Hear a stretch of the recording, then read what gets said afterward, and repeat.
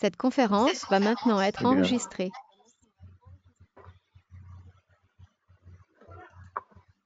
Bonjour à tous.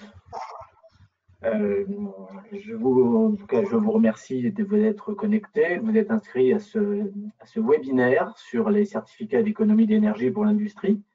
Je suis Thierry Baudouin, je suis délégué local de la T2E en Limousin-Poitou.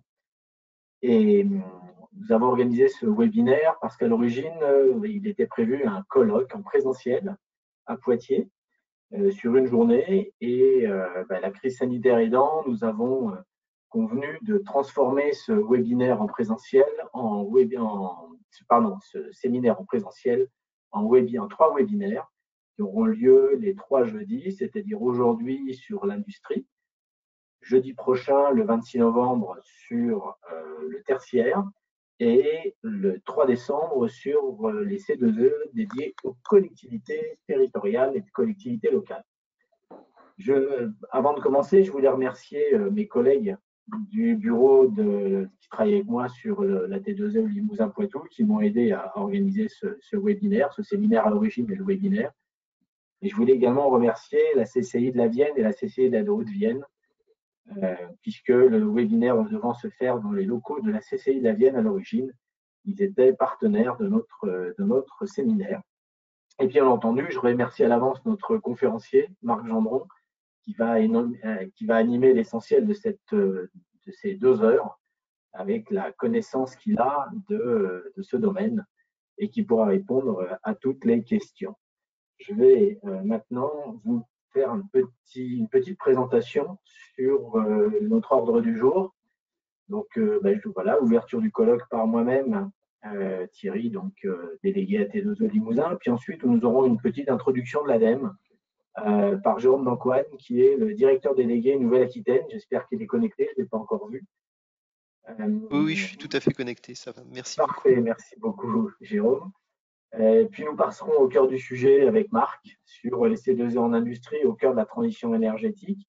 Nous aurons le témoignage d'un industriel qui est Thierry Pérez, qui est directeur technique de la FIE des Lois à côté de Niort, et puis une partie questions-réponses. 2-3 mots sur la T2E en général. Marc, slide suivant s'il te plaît. Voilà, la T2E, c'est une association qui est indépendante, qui a été créée en 1978 et qui regroupe aujourd'hui 2200 adhérents, plus de 2200 adhérents, avec 13 clubs régionaux dont vous voyez les composantes sur la carte. Ça me donne l'occasion de dire que si la T2E peut vous proposer tous ces webinaires, tous ces rendez-vous, c'est parce qu'il y a des adhérents. Donc, je ne saurais que trop vous inciter à adhérer à la T2E après ce webinaire pour ceux qui ne sont pas adhérents. La composition de nos partenaires se répartit entre les syndicats professionnels, c'est sur le slide suivant,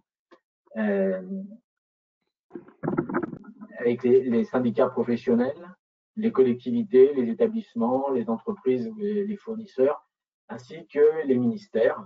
Vous avez une palette de professionnels de l'énergie qui animent et qui, enrichissent tous les travaux que peut porter la T2E, puisque la T2E aujourd'hui travaille sur beaucoup de sujets autour de l'énergie, autour de la transition énergétique, et notamment elle est composée autour de 6 clubs.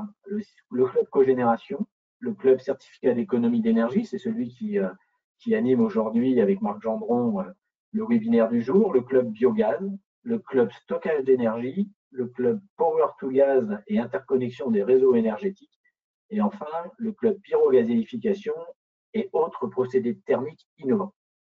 Voilà un petit peu comment est composée la T2E. Et enfin, pour conclure cette introduction, slide suivant,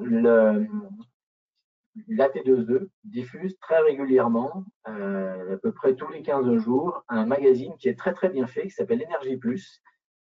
Marc, voilà, qui est très très bien fait, honnêtement, et c'est ni par flagornerie, ni parce que je suis délégué local de la T2E, c'est vraiment un magazine que je vous incite à lire et où je vous incite à vous abonner parce qu'il est très accessible. Les articles sont détaillés, mais sans être inaccessibles quand on n'est pas dans le domaine. Donc vraiment, des magazines sur l'énergie, on en reçoit beaucoup. Celui-là est particulièrement bien fait. Voilà, j'ai fini ma minute de présentation et je vais donc passer la parole maintenant à Jérôme Dancoine, le directeur délégué de la T2E, pour quelques minutes d'introduction avant de passer la parole à Marc Gendron. Merci. Jérôme, vous avez la parole. Bonjour à tous. Alors j'espère que vous m'entendez bien. On vous entend très bien. Merci. Alors voilà, donc je me présente, hein, Jérôme Dancoine, directeur régional délégué de l'ADEME. Donc je suis basé à Limoges et j'ai en charge toute la partie énergie, hein, au sein de la direction régionale Nouvelle-Aquitaine.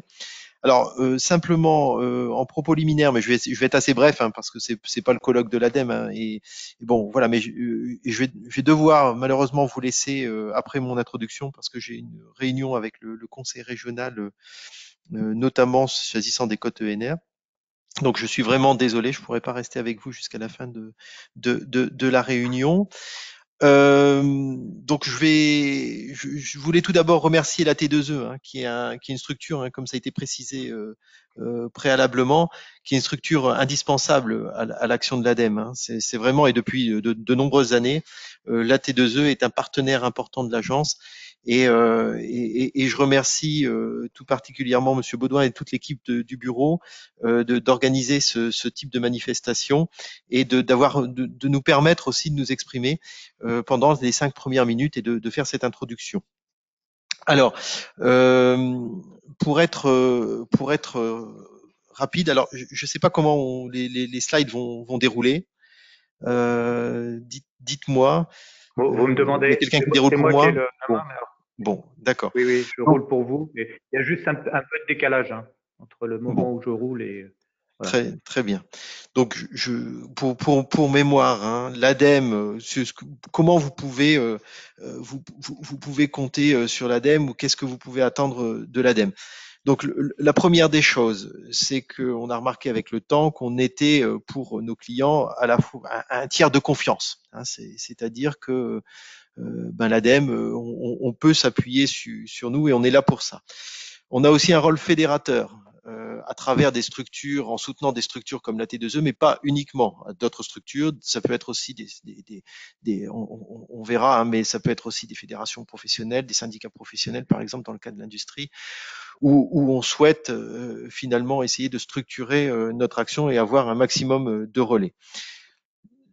On connaît bien évidemment l'ADEME sur le volet financement et subvention, hein, puisque c'est l'essentiel des moyens d'intervention en termes financiers, hein, que sont la subvention, vous connaissez tous.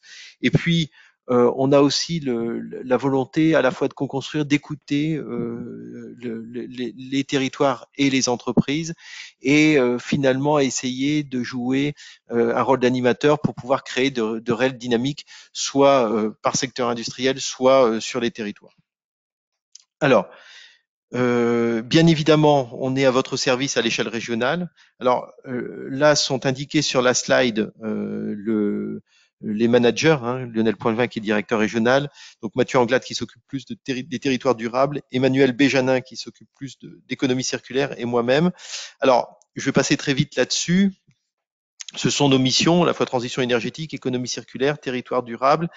Derrière, bien évidemment, ces têtes, il y a une équipe qui fait une quarantaine de personnes. Et s'agissant de l'énergie, donc on a un pôle avec son coordinateur que vous connaissez peut-être, qui est Eric Aufort.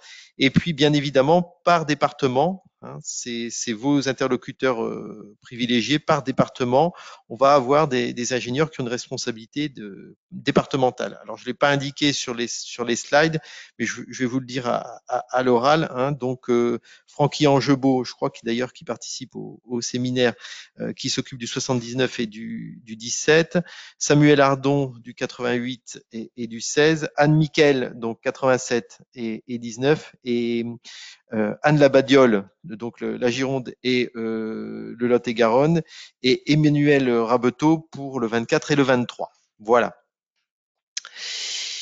Nos thématiques d'intervention, donc en transition énergétique, donc quelques mots-clés à la fois. Vous nous connaissez bien en ce moment sur la question de la chaleur renouvelable, l'efficacité énergétique dans l'industrie. Alors ça revient en force avec le plan de relance.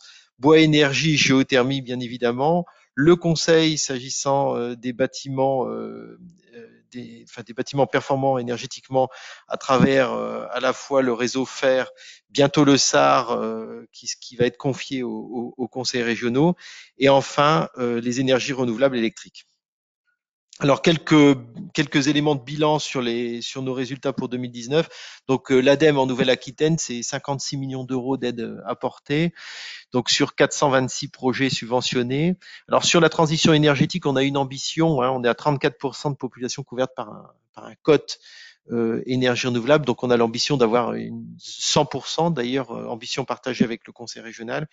Donc 100% du territoire couvert. On a remarqué dans les premières opérations d'ailleurs qui ont été lancées, je tiens à le souligner, par la première opération sur le SEHV a été lancée par Anne Miquel, qui fait partie de votre bureau, je crois. Donc voilà, et ça fait des petits, et on a remarqué que ça crée de véritables dynamiques avec des belles petites opérations, donc ce qu'on appelle nous des grappes, mais des belles petites opérations à l'échelle des communes et des agglomérations. Alors pour la chaleur renouvelable, c'est 19, quasiment 20 millions d'euros hein, pour l'année dernière. Alors, je passe tout de suite à l'actualité.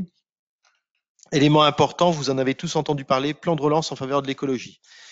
Alors, dans ces 100 milliards d'euros, 30 milliards sont dédiés spécifiquement à l'écologie, ce qui est une avancée notable. Pour ce qui nous intéresse, bon, l'ADEME a été désigné comme opérateur d'une enveloppe donc de 2 milliards d'euros. Rien que la décarbonation de l'industrie dans ces 2 milliards d'euros, c'est 1,2 milliard. Donc c'est pas rien. Ça veut dire qu'on augmente nos crédits. Rien que pour l'année prochaine, à titre d'exemple, hein, on augmente on multiplie par 1,5 nos crédits d'intervention à l'échelon national. Donc c'est pas neutre du tout. Donc 600 millions d'euros pour l'efficacité énergétique et l'électrification et 600 millions d'euros pour la chaleur décarbonée. Alors je l'ai pas mis non plus sur ce slide, mais il faut avoir en tête quand même, toujours s'agissant de l'énergie, le plan hydrogène, c'est 275 millions d'euros. Et sur la question des CSR qui se développe fortement en ce moment, donc les combustibles solides de récupération, il y a une enveloppe de 80 millions d'euros qui a été fléchée.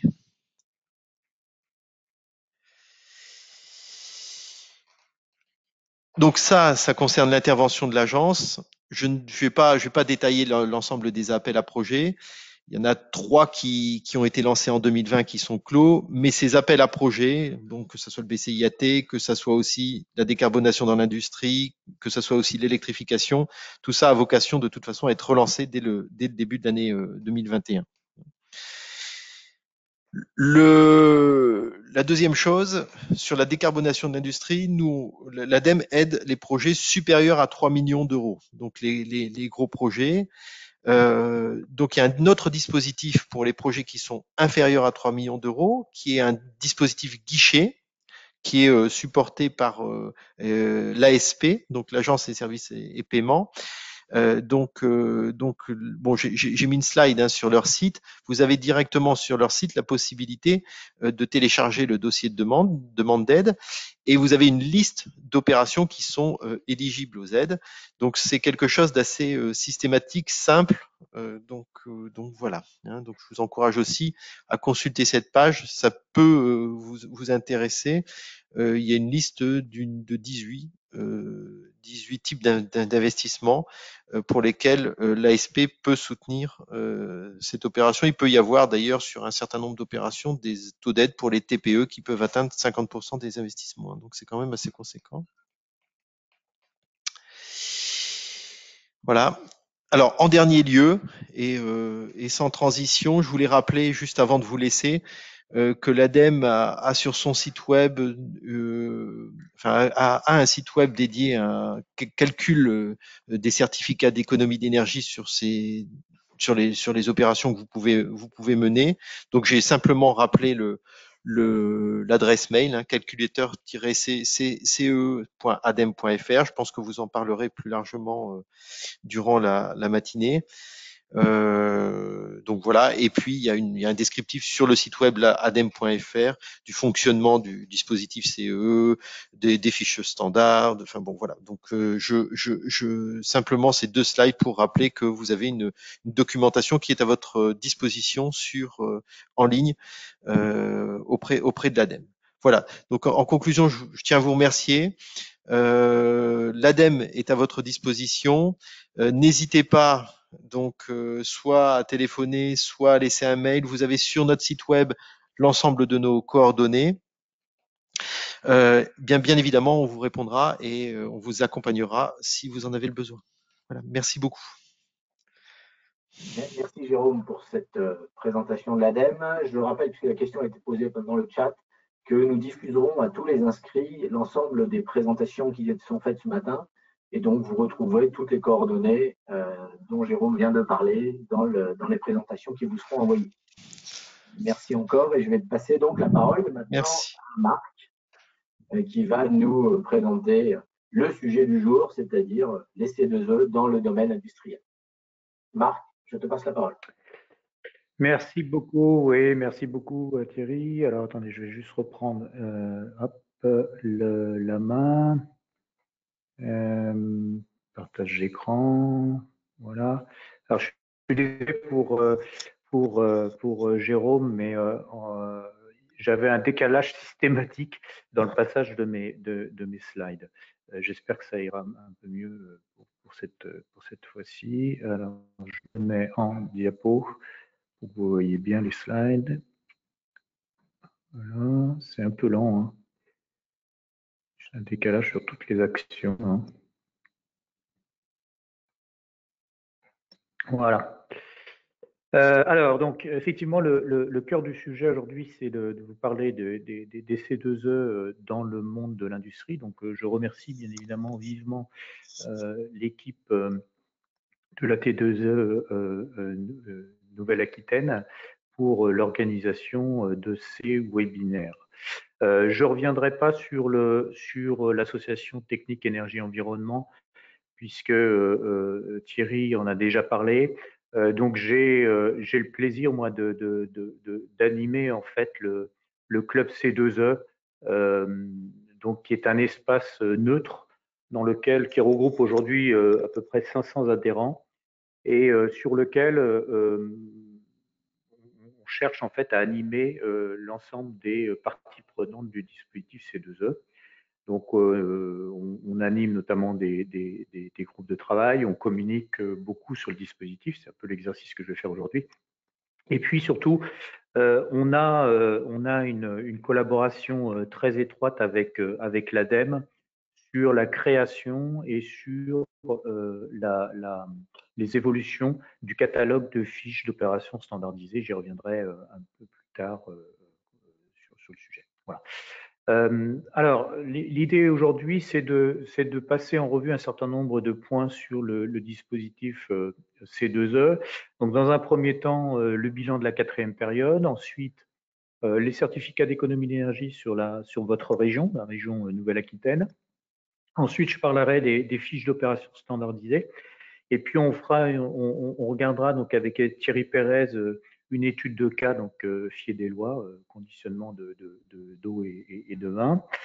Ensuite, je vous parlerai quelques mots sur les opérations spécifiques et je vous présenterai 3 programmes à destination des industriels.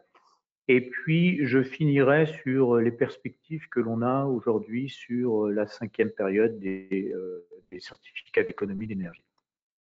Alors, Sur le premier point, juste pour rappeler quand même les points essentiels du dispositif C2E, je vous rappelle que le dispositif répond aux articles 3 et 7 de la directive européenne sur l'efficacité énergétique.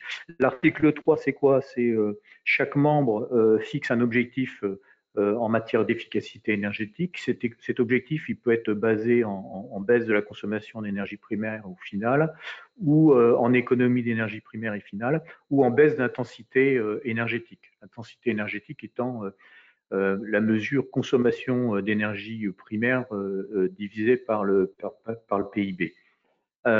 Et donc, la France, dans le cadre de cet article 3, s'est engagée à réduire sa consommation énergétique de 131,4 millions de TEP d'énergie finale et 219 millions de TEP d'énergie primaire à horizon 2020. Donc, vous avez le petit graphique, là, les progrès qui ont été réalisés depuis 2005 en matière de baisse de consommation. Ça, c'est l'article 3. Et puis là, il y a un deuxième article dans cette directive européenne sur l'efficacité énergétique, c'est l'article 7, qui traite des mécanismes d'obligation en matière d'efficacité énergétique et qui explicite assez clairement le fait que les énergéticiens doivent être mis à contribution pour faire réaliser à leurs clients ou leurs prospects des actions d'économie d'énergie. Et donc, dans ce cadre-là, la France s'est fixé, au titre de cet article, un objectif de 365 TWh d'économie d'énergie donc, sur la période 2014-2020. Et 88% de cet objectif de baisse de consommation est en fait porté par le dispositif des certificats d'économie d'énergie. Donc en gros, c'est les actions qui sont mises en place dans le cadre du dispositif d'économie d'énergie, ils permettront de réaliser des économies d'énergie cumulées d'environ 322 TWh d'ici 2020. Alors, si on regarde maintenant le dispositif, donc ça c'est la partie européenne, et bien évidemment cette partie européenne, cette réglementation européenne, elle a été déclinée au travers d'une réglementation française, et le dispositif des C2E a été introduit par la loi POP donc en 2005, qui fait que le dispositif des C2E existe depuis 2006 sur le marché français. Et donc ce dispositif, en gros, il oblige donc les énergéticiens, donc vendeurs d'électricité, gaz, fuel, à mettre en place des actions d'économie d'énergie sur différents secteurs d'activité que peuvent être résidentiel, tertiaire, industrie, transport, agriculture et réseau. Et donc, globalement, tous les 3 ans, l'État va donner des obligations de réduction de consommation sur la période, et les énergéticiens doivent mettre en place ces actions d'économie d'énergie sur cette période et générer donc des certificats d'économie d'énergie. Au bout de la fin de la période, l'État vérifie que chaque énergéticien a bien répondu à ses objectifs de baisse de consommation d'énergie. Si c'est le cas, on démarre une période suivante, et si les objectifs n'ont pas été atteints, dans ce cadre-là, les énergéticiens ont une obligation de payer une pénalité à hauteur des objectifs qui n'ont pas été atteints. Et donc, il y a donc une valeur financière au certificat d'économie d'énergie. Alors, cette valeur financière, elle est d'autant plus prégnante que dans le dispositif C2E a été introduit des acteurs non obligés dits éligibles, qui sont les collectivités territoriales, les bailleurs sociaux, des sociétés d'économie mixte et SPL dont l'objet est l'efficacité énergétique. Et ces acteurs-là, ils peuvent produire donc des certificats d'économie d'énergie auprès des consommateurs finaux ou sur leur propre patrimoine. C'est-à-dire qu'une mairie peut très bien faire des actions d'économie d'énergie sur sa mairie, sur des écoles, et ensuite venir vendre sur un marché d'échange des certificats d'économie d'énergie à des acteurs obligés. Les acteurs obligés, eux, ils doivent monter des actions auprès des consommateurs finaux. Ils doivent démontrer à l'État qu'ils ont eu un rôle actif et incitatif. Et ensuite, ils déposent donc leur dossier sur un portail qui s'appelle portail EMI. À noter que le rôle actif et incitatif est, dans quasiment tous les cas, des euros qui sont apportés au consommateur final pour financer sa solution plus efficace en matière de consommation d'énergie. Alors, les obligés, ils ont donc plusieurs possibilités pour produire des C2E. Soit ils incitent donc des opérations d'économie d'énergie auprès des clients finaux, soit ils contribuent financièrement à des programmes, j'y reviendrai plus tard, soit ils achètent, on l'a vu sur le marché secondaire, des C2E sur le marché, soit ils délèguent à des tiers l'efficacité énergétique, soit ils payent une pénalité. Alors la notion de délégation, elle est assez simple, c'est en fait des tiers, des acteurs qui prennent une partie de l'obligation d'un obligé et qui, de ce fait, deviennent à leur tour obligés vis-à-vis du pôle national C2E dans l'obligation à réaliser. Les C2E, ils sont comptabilisés en kilowattheure CUMAC. Donc, kilowattheure, c'est, on comprend, et CUMAC, c'est cumul actualisé, puisqu'en fait, quand on décrit une action, on prend en compte la durée de vie de l'action et on va calculer les économies d'énergie sur la durée de vie de l'action, avec un taux d'actualisation de 4%, donc qui prend en compte en fait la perte de productivité, enfin de rendement du produit installé. Les C2E, ils sont délivrés par le pôle national C2E, donc après réalisation des travaux, et l'obtention donc se matérialise par l'obtention de C2E se matérialise par l'obtention du kilowattheure CUMAC sur un compte électronique. Et donc, à la fin de chaque période, la Direction générale énergie climat va venir vérifier ce compte et vérifier que les objectifs des acteurs obligés sont bien atteints par rapport à l'obligation qu'il leur est fixée. Les obligations étant fixées par rapport à leur part de marché, par rapport à leur vente d'énergie. Donc, en fait, vous avez une obligation par type d'énergie. Et ensuite, en fonction de chaque part de marché de chaque énergéticien par type d'énergie, vous avez un niveau d'obligation qui est fixé. Ce qu'il faut que vous ayez en tête, mais j'y reviendrai quand j'en parlerai de la 5e période, c'est que vous avez des seuils, c'est-à-dire que vous êtes obligé au titre du dispositif C2E à partir d'un certain seuil de vente d'énergie annuelle. Alors, par exemple, sur le gaz et l'électricité, vous êtes à 400 gigawattheures par an. C'est-à-dire quand vous vendez plus de 400 gigawattheures par an, vous rentrez dans le dispositif C2E. Les C2E sont obtenus et valables pour 2 périodes et dans certains cas, les certificats d'économie d'énergie peuvent être bonifiés, notamment dans le cadre des contrats de performance énergétique et ça peut intéresser bien évidemment les industriels. Alors, si on regarde où est-ce que nous en sommes aujourd'hui depuis fin 2019 sur la production, donc nous sommes aujourd'hui sur la 4e période des certificats d'économie d'énergie. Donc vous avez là la production depuis 2016, 17, 18, 19, 20. Vous avez la production avec des volumes déposés mensuellement moyens par trimestre. Qu'est-ce qu'on voit? C'est qu'on voit que depuis 2019 là, et notamment à la fin 2020, vous avez une accélération très forte de la production. Puisque sur T4, là, on est sur des volumes mensuels donc pour le mois de novembre de 80 TWh de C2E déposés.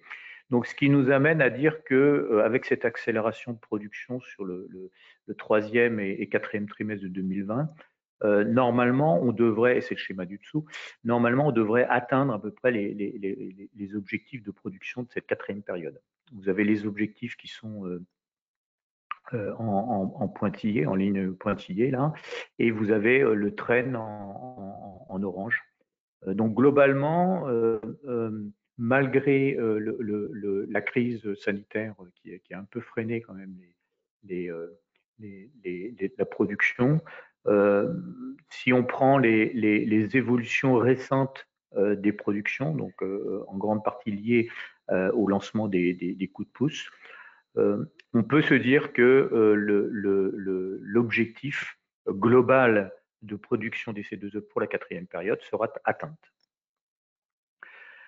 Si on regarde ensuite les évolutions des prix des certificats d'économie d'énergie, donc là vous avez la chronologie depuis 2008.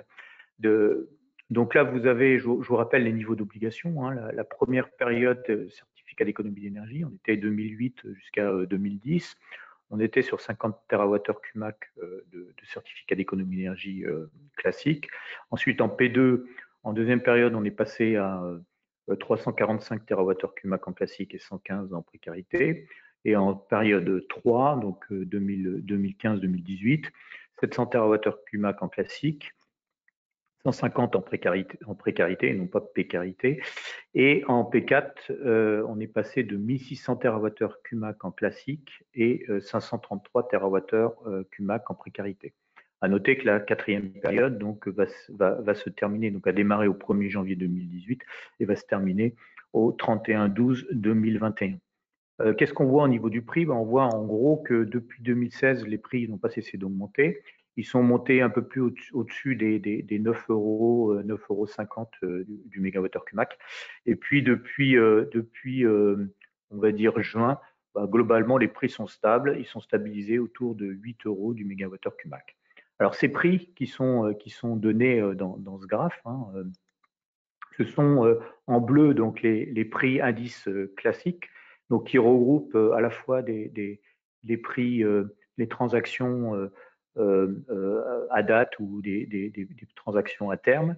Et puis, vous avez les prix qui reflètent un peu plus la réalité, qui sont en foncé, les prix spot classiques ou prix spot précarité, donc qui sont les lignes du dessus, qui reflètent en fait toutes les transactions à prix non nul du mois N-1 qui ont été effectuées entre deux sociétés complètement indépendantes.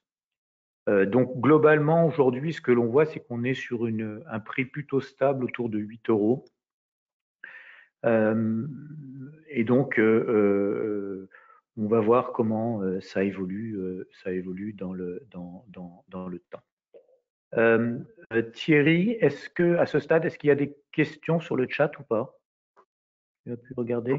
Non, il n'y a pas j'ai pas vu de questions. Le chat, attends, bouge pas. Ce que je te propose, c'est qu'à chaque fin Je surveille le chat, hein, pas de problème. D'accord, tu surveilles et à chaque fin de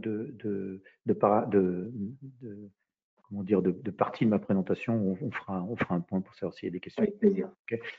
Alors, quelques mots maintenant sur les certificats d'économie d'énergie sur la région Nouvelle-Aquitaine. Donc, j'ai juste Marc, avant que tu redémarres sur la fin de la partie, j'ai deux questions. Le dispositif C2E est-il cumulable avec les aides de l'ASP? Première question. Et une question pour la pénalité. Je n'ai pas le détail de la question. Alors, attends, je regarde. Les aides de l'ASP, ça correspond à quoi les aides de l'ASP? Je pas le. Parce que les dispositifs C2E, ils sont cumulables avec aujourd'hui avec le fonds chaleur sous certaines conditions.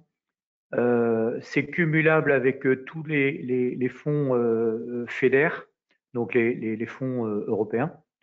Et les aides ASP, j'ai pas en tête. Si Benjamin Pouillot peut nous dire. Oui, c'est les appels à projets là, qui viennent de sortir et qui sont avec un guichet en dessous des 3 millions d'euros. Ok. Oui, normalement, il n'y a pas de. Je crois que c'est indépendant, mais c'est une bonne question, ça. Le dispositif je vais vérifier relativement nouveau, quoi. Oui, je vais vérifier. Et on vous fera un message en retour. Alors la pénalité, Evan là qui demande, oui, la pénalité, elle a bien. Voilà, il y a Daniel Cap qui a répondu, oui, c'est bien cumulable à l'aide ASP pour la décarbonation. La pénalité, elle est bien passée en troisième période de 20 € par mégawattheure à 15 € du mégawattheure pour la 4e période.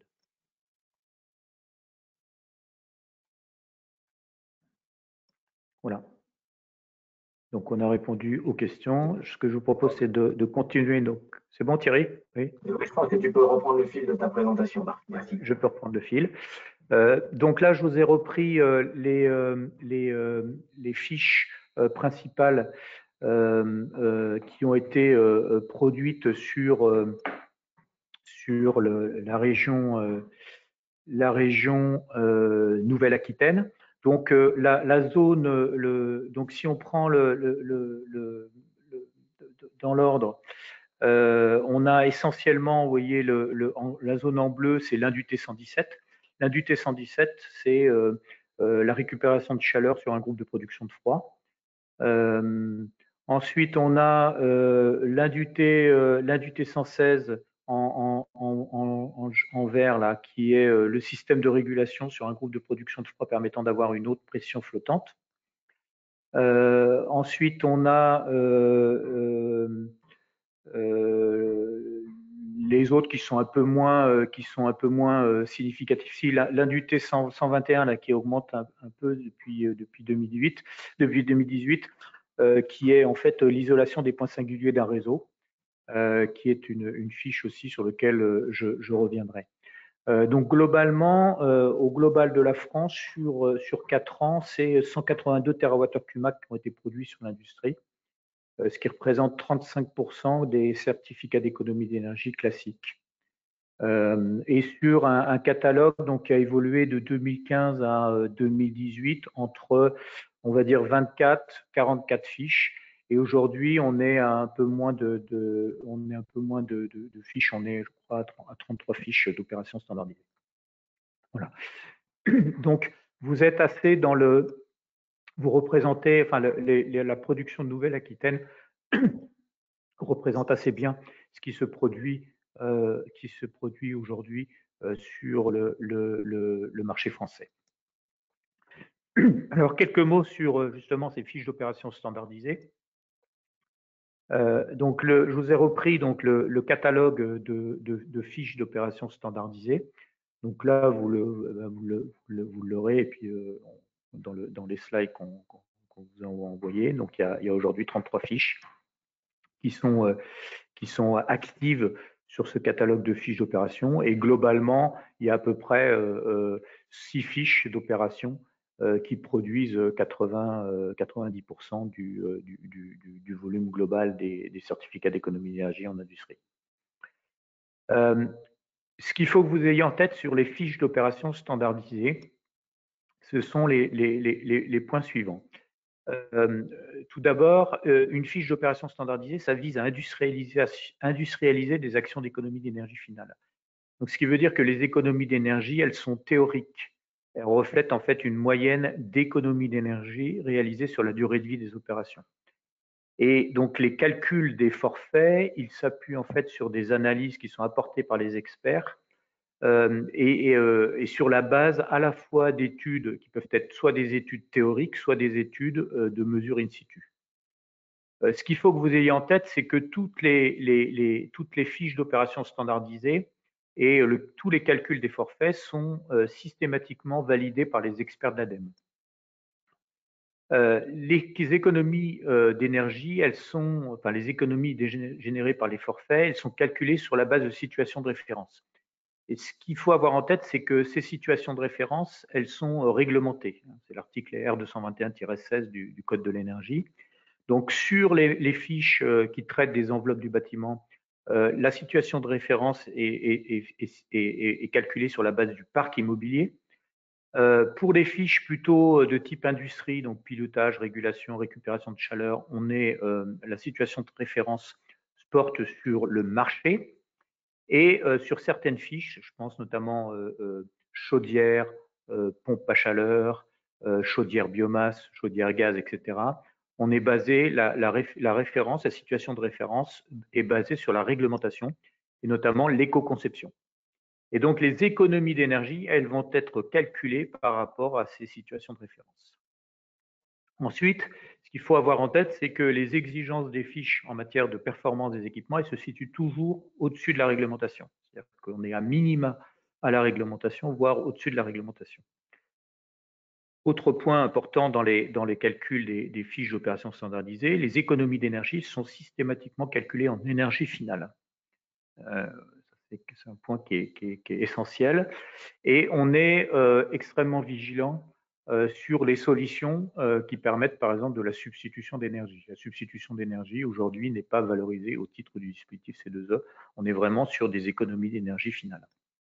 Et dernier point, mais j'en ai déjà tout à l'heure parlé, c'est que les forfaits prennent en compte la durée de vie de l'équipement actualisé avec un taux de 4% par an.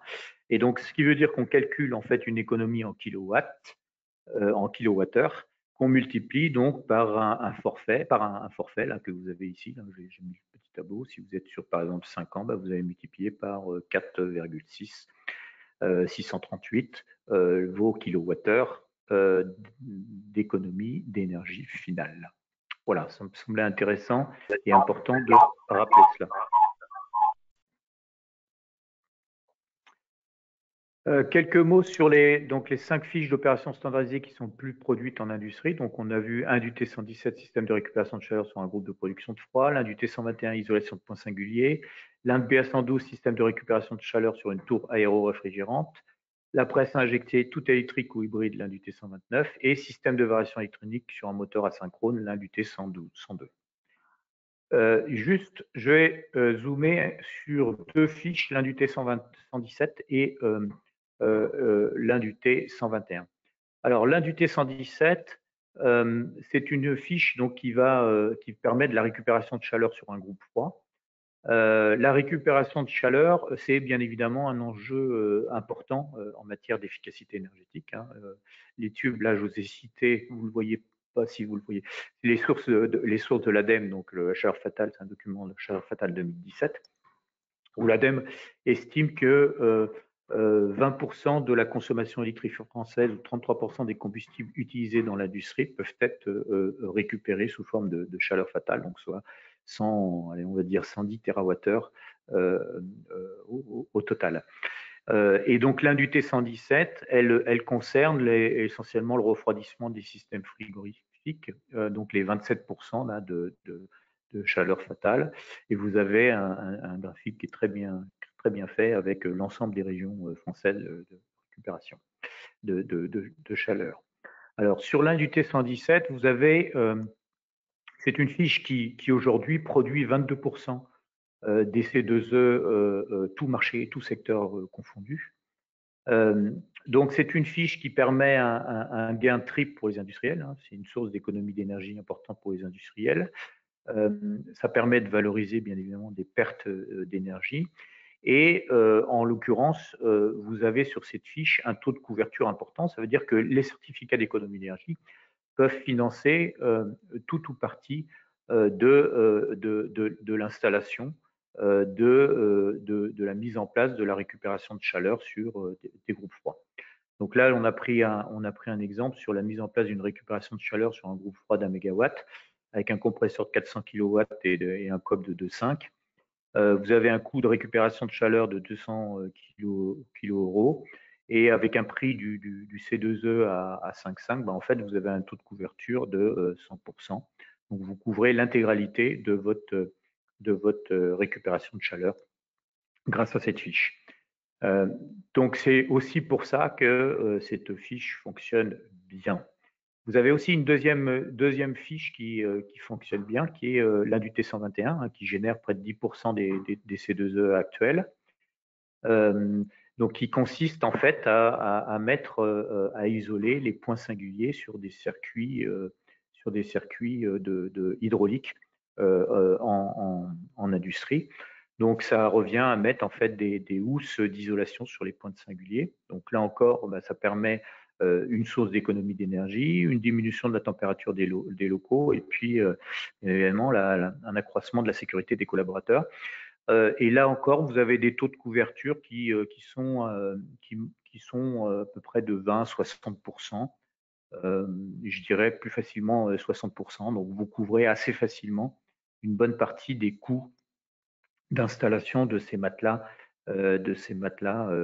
isolants. Voilà. Donc ça, c'est deux exemples un peu emblématiques de ces fiches d'opération.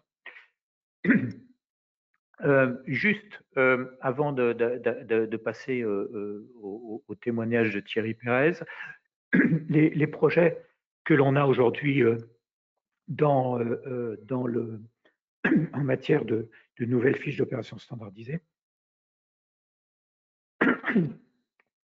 Alors, nous avons donc les purgeurs, 3 fiches aujourd'hui qui sont au stade fiche d'opportunité, purgeur d'air dans des circuits à l'ammoniac, une fiche hydroéjecteur et puis une fiche stockage d'énergie pour four intermittent qui vise en fait à récupérer sur des fours intermittents la chaleur de la fumée, de stocker cette chaleur et ensuite de rétrocéder cette chaleur dans les fours. Donc c'est notamment, je pense que c'est une fiche qui pourra intéresser la région Aquitaine avec tous les métiers de céramique, notamment tout le savoir-faire qu'il y a sur Limoges.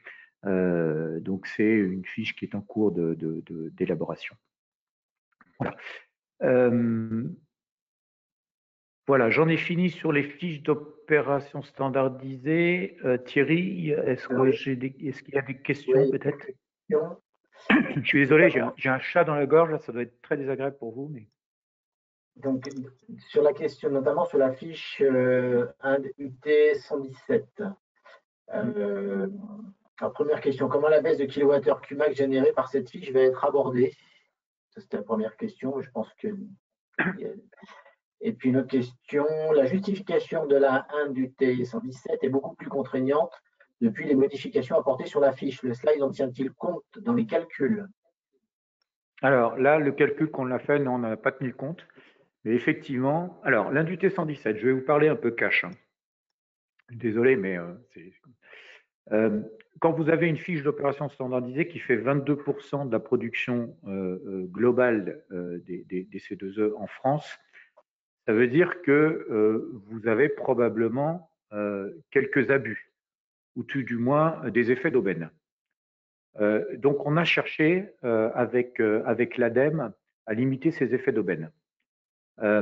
Et notamment, on avait un effet d'aubaine où en fait on s'est rendu compte qu'il y avait de la part des installateurs, il pouvait y avoir de la part de certains installateurs, il pouvait y avoir une tendance au surdimensionnement des groupes froids, de manière à pouvoir augmenter le forfait de la fiche.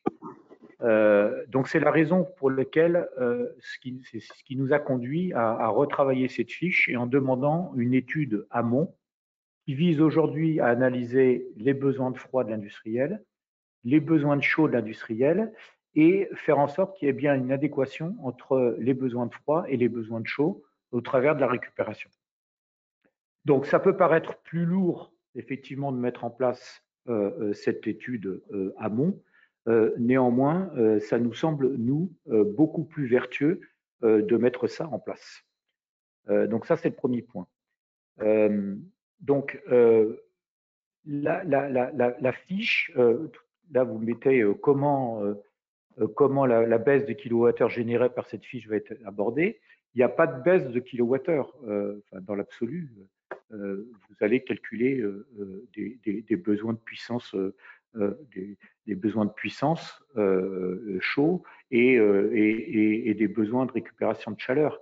Donc, il va y avoir, c'est pas une baisse du forfait, c'est ce que je veux dire, c'est qu'il va probablement y avoir une baisse de la production sur cette fiche d'opération standardisée, mais cela ne nous gêne absolument pas parce que honnêtement, on a vraiment vu des abus sur cette fiche. Donc notre rôle côté AT2E avec l'ADEME, c'est de faire en sorte de bien faire vivre ce dispositif de manière à ce qu'on puisse effectivement travailler sur de la récupération de chaleur sans qu'il y ait trop de déviance sur le dispositif. Voilà un peu ma vision des choses. Alors, sur l'isolation des points singuliers, sur la fiche 1 du T121, qu'en est-il des canalisations? Donc, l'un du T121, on est bien sur des circuits hydrauliques, process, Donc, je ne sais pas ce que vous entendez, Monsieur Pignou, par canalisation. Si vous entendez par canalisation des réseaux de chaleur, vous avez une fiche qui s'adresse aux réseaux de chaleur sur l'isolation des canalisations.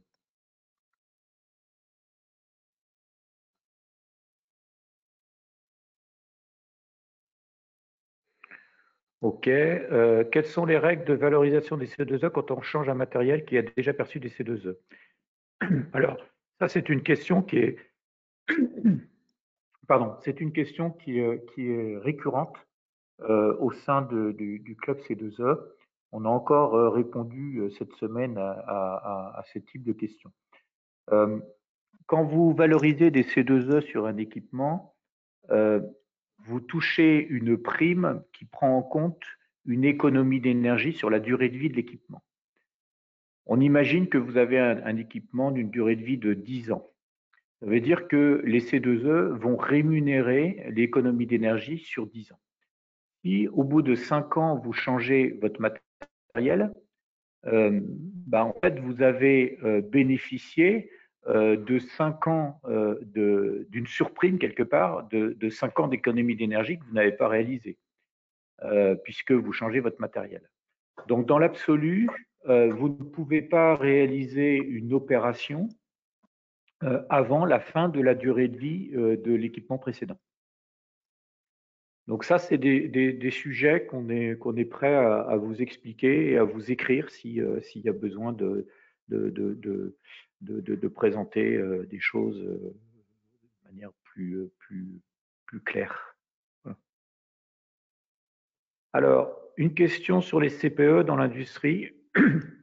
Alors, concernant les CPE, effectivement, la DGEC a en tête, la DGEC a en tête de supprimer à horizon 5e période, donc 1er janvier 2022, la bonification contrat de performance énergétique en industrie. Donc aujourd'hui, on en est là. On ne sait pas s'ils passeront à l'acte. Dans tous les cas, aujourd'hui, côté AT2E et côté ADEME, on avait plutôt milité pour prolonger ce CPE en industrie, et cela au moins jusqu'au 31/12/2021.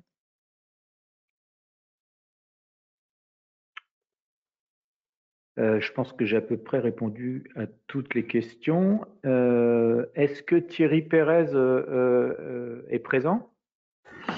Oui, je suis là. Alors, je vais passer les slides, vous me dites, et puis Okay. quand vous êtes prêt. Voilà. Alors Marc, attends, 2 petites questions encore qui viennent juste d'arriver. On va passer la parole à Thierry. Dans le cadre de la fiche UT 117, qui est habilité à effectuer l'étude préalable évoquée et qui assurera le contrôle? Ça, c'est la première question. Alors, sur l'Indut 117, c'est les bureaux d'études qui doivent faire une étude amont avec besoin de chaud, besoin de froid.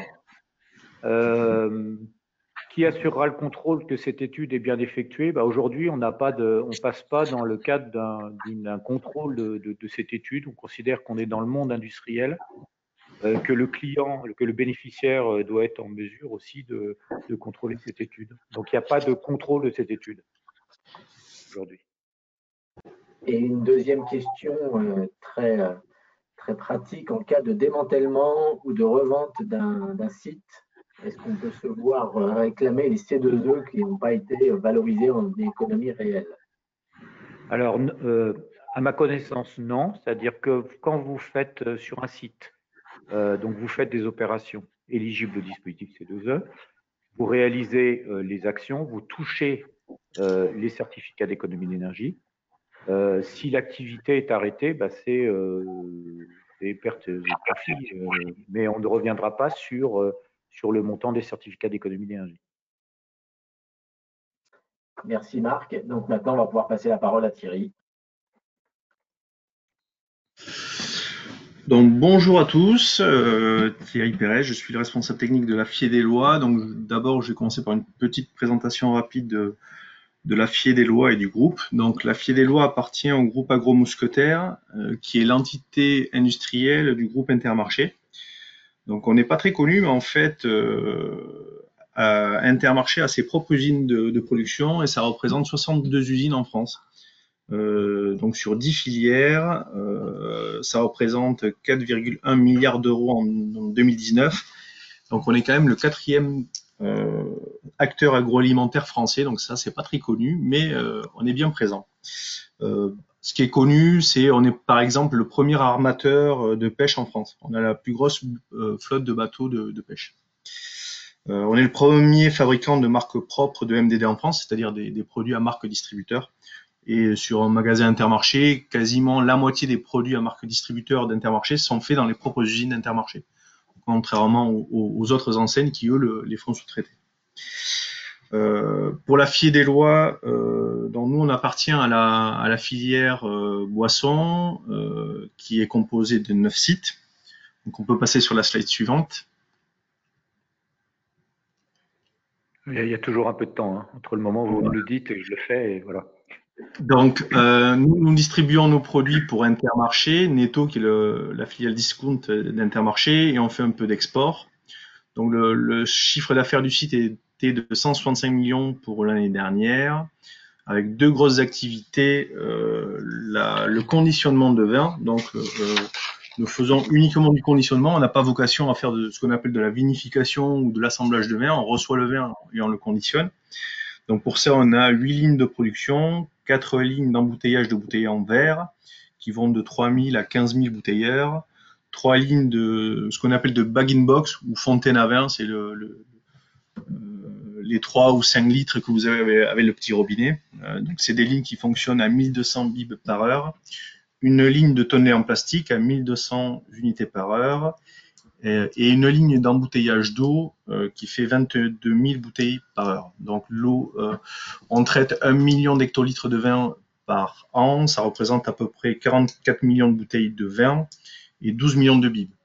Et sur l'eau, 65 millions de bouteilles d'eau par an. Donc on est une unité industrielle assez conséquente. Sur l'embouteillage du vin, on est à peu près le 4e embouteilleur français en termes de vin. Pour vous donner de la volumétrie encore, quelques chiffres, sur les expéditions, on expédie à peu près entre 150 et 175 camions par semaine. Donc c'est assez important. Et le vin, on reçoit 15 à 20 camions par jour, et on a une spécificité sur le site, on reçoit également le vin via un train, une voie ferrée, avec des wagons citernes. On reçoit un train par semaine de 10 à 13 wagons. Pour l'eau aussi, donc l'eau, on a nos propres forages, on a 3 forages qui nous servent soit à l'embouteillage d'eau, soit à l'eau industrielle. D'un point de vue certification, nous avons 5 certifications, ISO 9001, 14001, IFS-BRC qui sont des certifications spécifiques à l'agroalimentaire, bio qui n'est pas mentionné sur la présentation. Et ce qui va nous intéresser, c'est également ISO 50001, donc c'est le management de l'énergie, et on est passé en version 2018 depuis cette année. Sur la partie énergétique, notre facture est à peu près aux alentours de 830 000 euros par an, 700 000 euros d'électricité et 130 000 euros de gaz. On peut changer de slide. Donc je vais vous présenter un projet que l'on a mis en place l'année dernière sur la récupération de chaleur sur des groupes de froid et combiné également sur un aéro-réfrigérant. Donc sur le site, nous avons de grosses unités, des centrales d'air comprimé, 7 bars.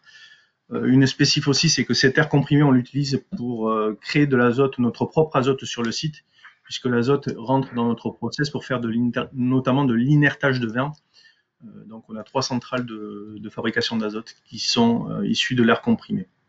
Donc ça, c'est une sous-application, mais qui est importante chez nous. Une centrale d'air de 40 bars, donc ça aussi c'est très spécifique à la fabrication, à l'embouteillage d'eau. Les 40 bars nous servent à souffler, à fabriquer les bouteilles en plastique. C'est-à-dire qu'on préchauffe ce qu'on appelle une préforme, c'est une espèce d'éprouvette en PET, sur laquelle après on vient souffler à 36 bars pour former la bouteille à l'intérieur d'une moulerie.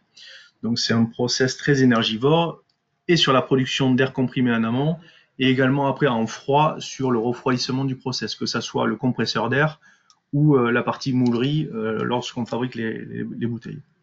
une centrale d'eau glacée avec un régime de 7-12 degrés, une chaudière vapeur de 12 tonneurs, une station aération irrigation, en fait ce sont nos lagunes, et avec une spécificité là aussi, c'est que on est en lien avec un agriculteur à côté qui fait de l'irrigation, de l'épandage de nos eaux de lagunage. Et c'est un double partenariat parce que lui, il y a une unité de méthanisation et il nous revend de l'eau chaude via un réseau de méthanisation à proximité. Si on analyse un peu nos répartitions de consommation électrique, donc le petit carré bleu, le 7 bar, c'est à peu près 19% de notre conso électrique, le 40 bar, 11%, la ligne haut, 10%, production de froid, 8,5%, soufflage de bouteille d'eau, 5%, et après lagunage, extrusion, etc. Si on isole la production d'eau, c'est-à-dire la deuxième, troisième, quatrième et cinquième ligne, elle tout seule, ça représente 35% de notre consommation électrique. Donc, c'est-à-dire qu'il y a de forts enjeux sur cet aspect-là. Et après, au tout début, on en parlait, c'est que par rapport à notre chiffre d'affaires, la partie eau représente que 8% de notre chiffre d'affaires. Donc, nous avons un process qui est très énergivore, mais qui ne représente pas forcément une part importante de notre chiffre d'affaires. Donc, il fallait absolument travailler sur ces aspects-là. D'où notre projet, la slide suivante. Donc le projet a consisté à faire de la récupération de chaleur sur le process de l'eau à 2 niveaux. Donc le premier, c'est en fait le process qui se situe au milieu avec la photo de gauche. C'est la récupération sur le compresseur 40 bar. Notre compresseur 40 bar aujourd'hui est refroidi à 2 niveaux avec un aérotherme et il est également couplé sur nos groupes de froid. Donc on a fait une première cuve de récupération de chaleur là-dessus. Donc c'est une cuve qui va faire à peu près 8 mètres cubes. Et on va récupérer de l'eau jusqu'à 35 degrés. Donc en régime 25-35 degrés. Donc on verra sur la slide d'après les fiches que l'on a sollicitées. Deuxième niveau de récupération, donc là c'est sur le bas de la slide, c'est sur 2 groupes de froid. Donc là, c'est les groupes de froid. Alors, on n'a pas changé nos groupes de froid, ils étaient déjà prééquipés d'échangeurs. On a pu faire de la récup sur une cuve de stockage de 12 000 litres. Et on fait donc c'est en série avec le premier étage de récup. Et là, on monte l'eau de 35 à 45 degrés. En haut à droite, la cuve que vous voyez, en fait, c'est notre cuve de méthanisation qui était déjà en place, qui fait 6 mètres cubes, qui nous amène de l'eau à 80-85 degrés. L'inconvénient de ce dispositif c'est à droite, de ce dispositif de méthanisation, c'est qu'il a un fonctionnement intermittent. Il est également lié à l'installation de chauffage de l'école de la commune, etc. Donc, on n'est pas prioritaire dans l'utilisation de cette chaleur-là. Elle a un coût en plus qui peut être, alors qu'on négocie chaque année, mais qui n'est pas forcément rentable pour nous. Après, c'était un accord avec l'agriculteur. Ça nous sert plutôt en termes de secours, c'est-à-dire que si demain on a un gros souci sur notre chaudière vapeur, ça nous permet d'avoir de l'eau chaude assez rapidement en secours. Et après, on va avoir notre bâche d'eau chaude sanitaire, donc qui fait 6 mètres cubes à 80 degrés et qui est là préchauffée soit par la récup que l'on a fait et en appoint avec notre chaudière vapeur. Les fiches que l'on a sollicitées, donc on en a parlé tout à l'heure, hein, on n'a rien inventé non plus, donc c'est IND UT 117, donc c'est la récupération de chaleur sur les groupes de froid qu'on a couplé avec la récupération de chaleur sur un compresseur. Donc le budget des travaux était à 195 000 €. Et là, si vous faites une petite addition rapide, vous allez voir que on a perçu plus d'aide que le montant des travaux. Donc c'était à l'époque de mémoire, on était à 5 € les CUMAC, au niveau des CUMAC. Donc ce qui n'était pas non plus une valorisation très importante par rapport à des taux aujourd'hui qui sont plus importants. Donc ça a été très intéressant pour nous puisque on a fait un petit calcul en dessous. On a valorisé également le gain que l'on aurait fait en termes de gaz par rapport à notre chaudière vapeur.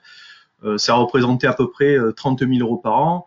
Donc avec un ROI basique, vous prenez le montant de l'investissement, vous le divisez par 30 000 €, vous êtes à un peu plus de 6 ans. D'un point de vue industriel, si vous présentez un investissement avec un ROI de 6 ans, clairement il passe pas. Aujourd'hui, nous, on est plutôt sur 2, 3 ans en le justifiant bien. Mais ce projet n'aurait jamais pu être fait sans les C2E. Donc pour nous, ça a joué un vrai rôle de déclencheur de l'investissement. Sur le processus de valorisation des C2E, là aussi, on est un petit cas particulier puisque Intermarché est un distributeur de carburant, donc il est un obligé via sa filiale SCA Pétrole. Après, étant donné que c'était compliqué, c'est pas notre métier pour nous de gérer les certificats d'économie d'énergie, on passe par un intermédiaire qui est un BE spécialisé qui s'appelle Roseau.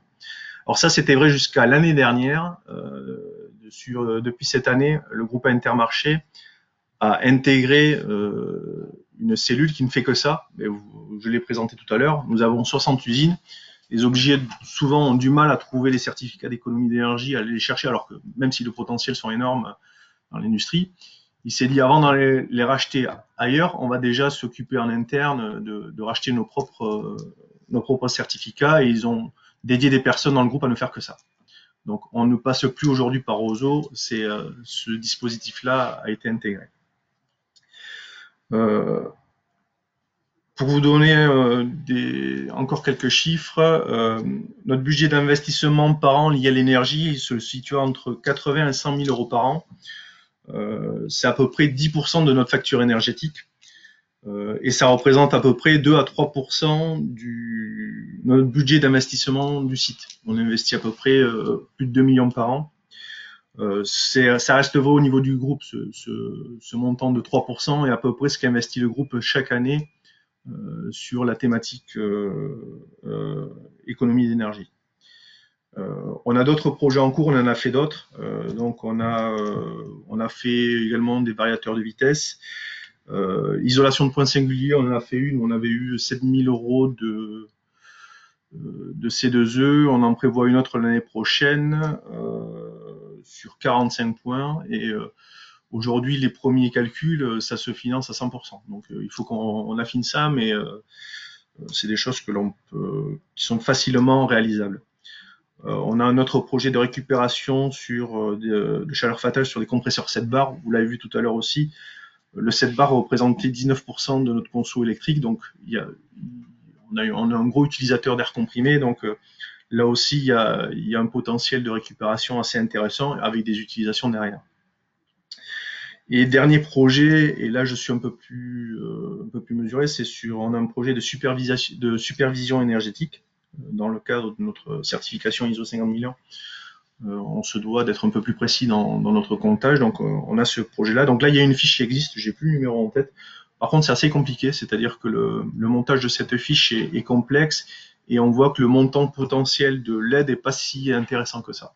Donc ça, c'est quelque chose qu'on va étudier sur l'année prochaine. Voilà ce que je pouvais dire. Après, ce que l'on a changé en termes de management de l'énergie, alors ça c'est dû également à notre certification, c'est que le volet énergétique rentre vraiment aujourd'hui dans nos réflexions d'investissement par la mise en place systématique de compteurs, sur les classes de moteurs qu'on va demander aux fournisseurs, sur les modes de pilotage de mise en veille des équipements. Donc on a vraiment encore cette réflexion. Par contre, ça reste encore, on n'est pas dans ces aspects-là, ne sont pas encore des points décisifs pour la prise de décision ou l'orientation d'un investissement. Pour une simple raison, c'est que déjà les fournisseurs d'équipements intègrent tous ces dispositifs-là comme des options. Donc c'est pas intégré de manière systématique dans les propositions commerciales. Donc du moment où ça devient des options, même si nous on le demande en termes de tarification de base, ça vient gonfler l'investissement qu'on avait prévu, et entre deux devis, un qui propose des aspects énergétique performant et un qui ne le propose pas, finalement, c'est pas encore assez significatif pour que ça soit la décision. En tout cas, nous, étant certifiés 50 000 ans, on se doit de faire cet effort-là et de le demander. Mais ça commence à venir, mais c'est pas encore les classes de moteur, c'est pas encore systématiquement où on vous propose des classes 4, par exemple. Voilà. Donc je sais pas si j'ai été clair, je sais pas si vous avez des questions. Alors, par contre, on retrouve vraiment les fiches qui sont vraiment les plus utilisées dans l'industrie. Oui. Merci beaucoup, Monsieur Pérez. Alors, vous avez des questions. Une première question qui concerne l'audit énergétique. Est-ce que vous avez fait vos actions Alors, c'était pas avec l'audit énergétique. Alors, des audits énergétiques, on en a fait plusieurs. Bon, maintenant, étant donné qu'on est certifié, on n'a plus l'obligation d'en faire. Après, ça rentre effectivement, ce projet rentrait dans un schéma directeur énergétique du moment où vous êtes certifié. Si vous ne faites pas une action d'un coup, c'est que nous, on a un plan ou des axes d'amélioration sur plusieurs années, et ça en faisait partie. Mais les C2E nous ont vraiment aidés pour accélérer et pour prioriser ce qu'on allait faire clairement. Parce que j'aurais eu un peu plus de mal à vendre le projet, comme je vous disais, avec un ROI supérieur à 6 ans. Donc, après, on avait fait un audit préalable à la mise en place, vous disais tout à l'heure, ces fiches-là vont être un peu plus contraignantes, mais nous, on avait fait une réelle étude sur le potentiel de récupération, notre utilisation, etc. Si je l'avais fait de manière un peu sauvage, j'en aurais profité effectivement pour changer mes groupes de poids, et ça n'a pas été le cas, puisqu'ils étaient déjà prééquipés d'échangeurs.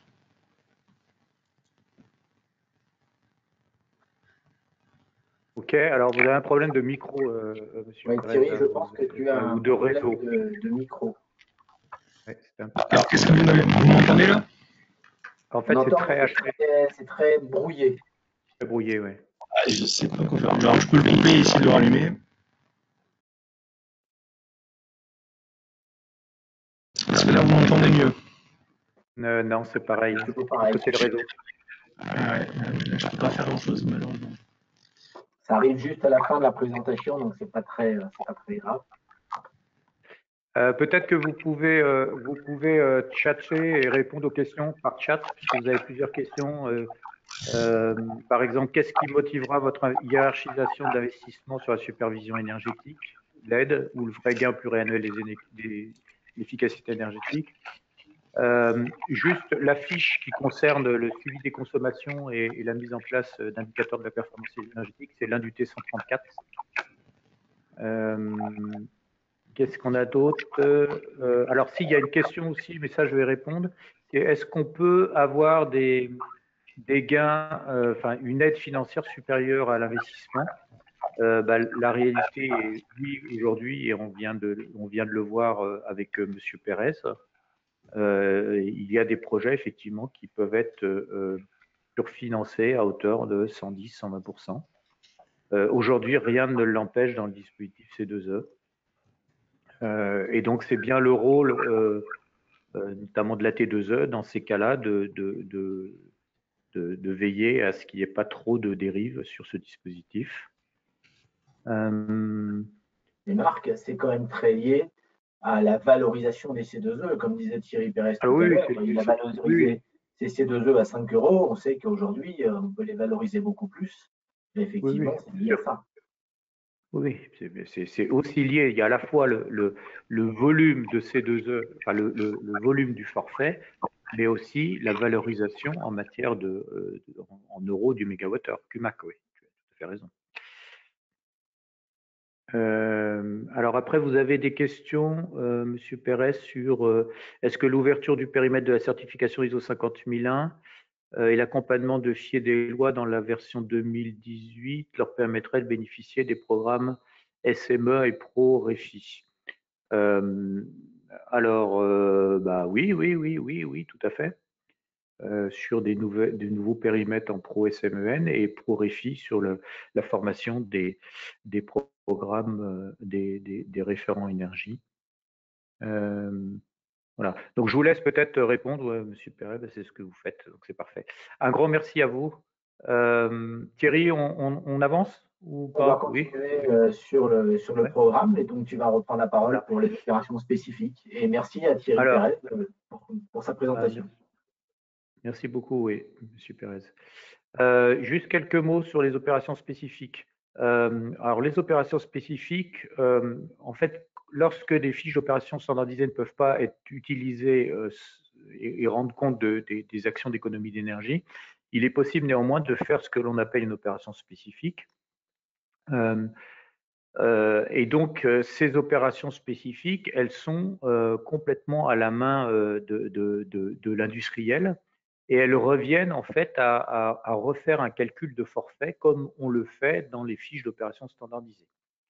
Donc, dans une opération spécifique, vous avez un dossier administratif qui reprend en fait les grandes lignes du dossier administratif des fiches standardisées et un dossier technique. Et dans ces dossiers, techniques, on va vous demander de décrire une situation initiale. La situation initiale, c'est en fait qu'est-ce que fait votre site, qu'est-ce que vous consommez par tonne de produits générés par l'usine, etc. Quels sont combien de fours vous avez, enfin vraiment une description de la situation du site à un moment donné. Ça c'est la situation initiale. Et puis on vous demande de définir une situation de référence. Et alors la situation de référence, c'est une situation en fait théorique qui va s'appuyer, soit sur des brefs, des bonnes pratiques sectorielles, soit sur des données sectorielles, soit sur des intercomparaisons de sites qui font référence. Si vous n'avez pas ça et que vous avez plusieurs sites dans votre entreprise, sites industriels dans votre entreprise, c'est peut-être faire une intercomparaison entre les différents sites industriels en prenant bien évidemment le site industriel le plus performant dans votre groupe, soit des situations de référence qui peuvent se rapprocher des situations de référence qui sont décrites dans les fiches d'opération standardisées. Et à partir de cette situation de référence, vous allez calculer les gains en kilowattheure d'économie d'énergie et que vous allez multiplier par un coefficient lié à la durée de vie de l'équipement que vous avez installé. Et donc, bien évidemment, il vous faudra argumenter sur la durée de vie de l'équipement et apporter les données permettant au pôle national C2E de valider votre dossier en kilowattheure QMAC.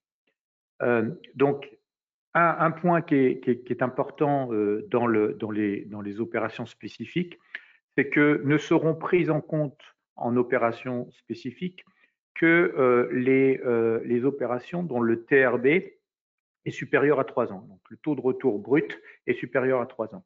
Le taux de retour brut, c'est une sorte de TRI sur lequel vous allez prendre soit un surcoût d'investissement par rapport à une situation de référence, divisé par les économies d'énergie générées par votre action, soit si vous n'avez pas de situation de référence et donc vous partez d'une situation actuelle, mais bien évidemment argumentée, un coût complet de votre installation divisé par vos économies d'énergie. Donc voilà un peu les grandes lignes des opérations spécifiques. Donc généralement, les opérations spécifiques sont des opérations conséquentes de plusieurs gigawattheures QMAC, puisque ce sont des opérations qui nécessitent une instruction un peu longue, puisque quand vous déposez le dossier, le pôle national C2E a 6 mois pour répondre à votre dossier et peut vous poser des questions sur ce dossier. Il faut noter que ces opérations spécifiques ne sont pas vues par la T2E. Elles sont adressées directement au pôle national C2E qui les instruit avec leurs experts. Et si le pôle national C2E a besoin d'une aide technique complémentaire, le pôle national se rapproche des experts de l'ADEME et avec qui viendront donc instruire le dossier. Voilà dans les grandes lignes les opérations spécifiques. Pour être complet sur ce sujet, il faut que vous ayez en tête que depuis le 20 septembre, le décret du 20 septembre 2020, et pour toutes les actions qui ont démarré, donc il y avait un effet rétroactif à partir du 1er janvier 2020, les installations soumises à quota CO2, donc les installations EU-ETS, ont la possibilité de valoriser des certificats d'économie d'énergie au travers des opérations spécifiques. Simplement, se rajoute à des opérations spécifiques classiques un certain nombre de points. Il faut que, pour être éligible, l'installation soit soumise à quota gratuit. Il faut que l'installation soit ISO 50001 et il faut que l'installation, donc le TRB est supérieur à 3 ans, et à l'issue de la réalisation des travaux, il est demandé un audit énergétique, soit de 6 mois pour des solutions supérieures à 20 gigawattheures QMAC, soit à moins de 6 mois, donc 2 mois, pour des petites opérations. Voilà. Donc sachez que les installations soumises à quota sont éligibles aujourd'hui au dispositif C2E. Le taux de succès, je vois une question de Chloé Hugonnet. Le taux de succès aujourd'hui, il est quasiment à 100%, on va dire. La difficulté première, c'est de bien répondre à toutes les questions du pôle national C2E. Mais généralement, lorsque les acteurs présentent des opérations spécifiques, ces opérations spécifiques vont jusqu'au bout. Théo Pouillot qui pose aussi une question. Que se passe-t-il si l'économie d'énergie entre la situation après travaux et la situation de référence ne correspond pas à l'économie d'énergie réelle mesurée du projet? Alors ça, c'est typiquement ce qui va se produire sur les sites EU-ETS, puisque sur les sites EU-ETS, vous avez un calcul de forfait et ensuite on vient faire une mesure ex post des travaux. La discussion qui devra avoir lieu avec le pôle national C2E et l'ADEME, c'est de se dire que si vous êtes dans un tunnel acceptable, je ne sais pas, je dis n'importe quoi, de plus ou moins 5%, bah dans ce cas, vous accepterez le forfait tel qu'il a été décrit. Par contre, si vous êtes sur un décalage de, je sais pas, plus de 20% par rapport à votre forfait, bah probablement qu'il faudra recalculer le forfait. Donc ça, c'est une discussion qui aura lieu avec le pôle national C2E.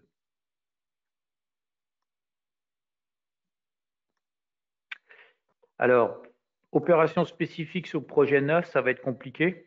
Ça va être compliqué, notamment pour définir la situation de référence. Est-ce qu'on peut avoir un document d'un cas de figure sur une opération spécifique bien détaillé? Ainsi, comment valoriser un C2E précaire dans le cadre d'opérations spécifiques? Alors, vous avez un document, donc je l'ai mis là, vous avez le guide des opérations spécifiques de l'ADEME, qui est disponible sur le site de l'ADEME et sur le site de la T2E, où on vous décrit toutes les opérations. D'autre part, nous avions fait en 2019 des ateliers autour des opérations spécifiques avec l'ADEME. Je pense qu'en 2021, nous referons quelques ateliers autour des opérations spécifiques et là, on met en situation les stagiaires pour leur faire instruire des opérations spécifiques. Alors, une opération qui entraînerait une diminution des quotas de CO2 pour l'entité est possible. Alors, pour une entité soumise à une installation EU-ETS, si vous diminuez les quotas CO2, c'est tout à fait possible. Simplement, dans votre taux de retour brut sur investissement, vous prendrez en compte les recettes de cette baisse de CO2.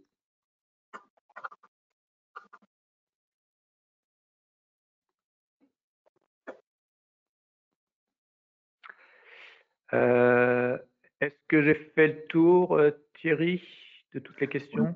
Je pense. Je crois que le tour des questions a été fait. Voilà.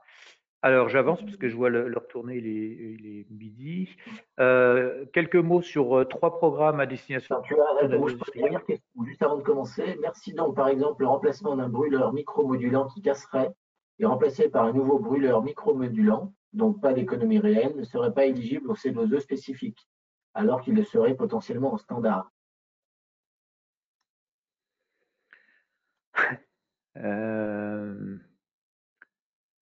Alors, un micro-modulant qui casse. Donc, si vous le remplacez à l'identique, vous n'avez pas d'économie d'énergie.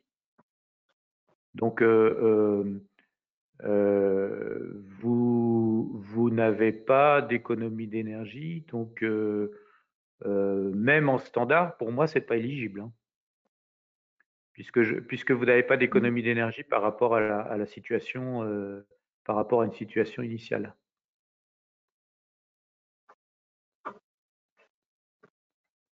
Merci Marc. Moi, je pense que tu peux passer au programme que tu voulais présenter. Alors, donc 3 programmes. Le premier programme, c'est le programme Pro SMEN, donc qui vise à accompagner les entreprises sur la certification ISO 50001.